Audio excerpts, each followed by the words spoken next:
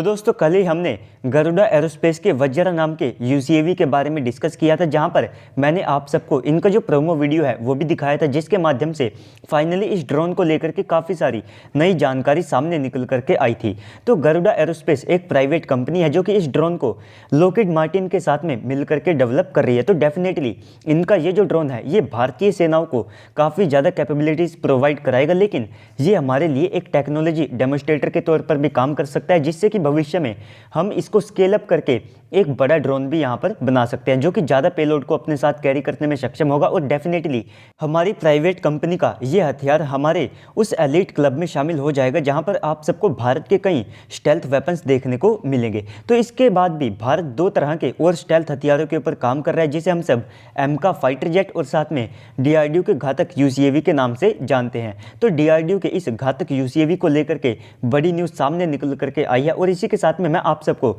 इसके इंजन से रिलेटेड जो इन्फॉर्मेशन है वो भी देता चलूंगा, जिससे कि आप सबको एक आइडिया लग जाएगा कि ये कितना ज़्यादा इंडिजीनियस होगा और इसके इंजन को लेकर के अभी तक क्या डेवलपमेंट हुई है। तो दोस्तों वीडियो को शुरू करने से पहले आप अभी से वीडियो को लाइक करके कमेंट सेक्शन में जा करके जय हिंद कमेंट कर दीजिएगा। तो दोस्तों सबसे पहले तो यहाँ पर खबर कुछ ऐसी है कि जो घातक यूसीएवी है तो ये हमारे लिए सबसे पहले तो एक स्टेल्थ हथियार के तौर पर काम करेगा, जो कि अपने साथ इंटरनल वेपन बे में अपने वेपन्स को कैरी करने में सक्षम होगा। तो इसको डेवलप करने के लिए भारत ने सबसे पहले तो इसके एक छोटे प्रोटोटाइप, जिसे हम सब स्विफ्ट टेस्ट बेड के नाम से जानते हैं, उसे डेवलप किया, जो कि एक फ्लाइंग विंग डिज़ाइन है। और भारत पहले से ही इसके प्रोटोटाइप को डेवलप करके उसकी फर्स्ट फ्लाइट को भी कंडक्ट करा चुका है। तो जैसे ही हम यहाँ पर इसके आरसीएस को देख लेते हैं और साथ ही साथ यहाँ पर कई सारे जो एरोडायनेमिक्स परफॉर्मेंस है उनको भी मैच्योर कर लेते हैं, तो इसके बाद फाइनली 2025 तक आप सबको इसका जो प्रोटोटाइप है वो देखने को मिल सकता है। और 2025 के एंड या फिर 2026 की शुरुआत में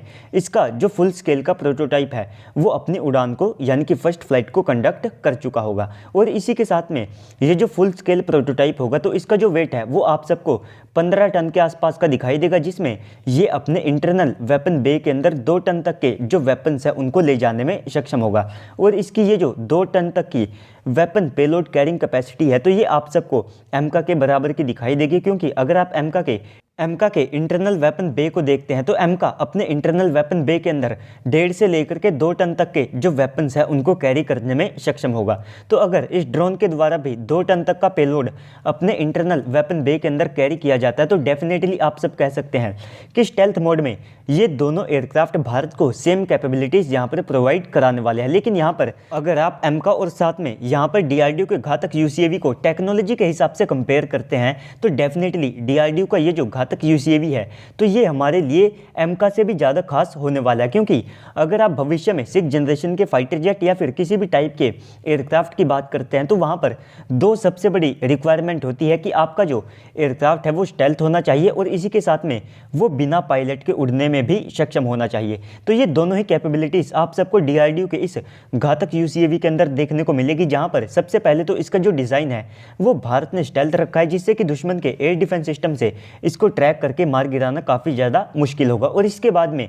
ये बिना पायलट के उड़ने में सक्षम होगा। तो काफ़ी सारी कैपेबिलिटीज़ के हिसाब से आप इस ड्रोन को भी एक 6th जनरेशन का एयरक्राफ्ट यहाँ पर कह सकते हैं। तो इसके बाद अब हम बात कर लेते हैं इसके इंजन को लेकर के। तो भारत इसमें अपना खुद का जो ड्राई कावेरी इंजन है वो लगाने वाला है, जो कि हमारे कावेरी इंजन का ही एक ड्राई वेरिएंट होने वाला है, जिसकी जो थ्रस्ट है वो लगभग 48 से लेकर के 52 यानी कि 48 से लेकर के 52 किलो न्यूटन के आसपास की होगी। तो पिछले महीने इस इंजन को लेकर के बड़ी खबर ये आई थी कि भारत ने अपने ड्राई कावेरी इंजन का जो वेरिएंट रशिया के अंदर भेजा है तो फाइनली उसका जो इंटीग्रेशन है वो अब IL-76 विमान के ऊपर किया जा रहा है, जो कि एक टेस्ट बेड विमान है। और इससे इसके जो हाई एल्टीट्यूड और साथ में हाई स्पीड के ट्रायल्स हैं उनको कंडक्ट किया जाएगा। तो वहाँ पर इसको लगभग 40,000 फीट के एल्टीट्यूड के ऊपर टेस्ट किया जा सकता है और इसकी जो स्पीड है वो आप सबको 900 किलोमीटर पर आवर से ज़्यादा की दिखाई देगी। तो यही जो सेम परफॉर्मेंस है ये आप सबको डीआरडीओ के घातक ड्रोन के अंदर भी देखने को मिल सकती है। और इसी के साथ में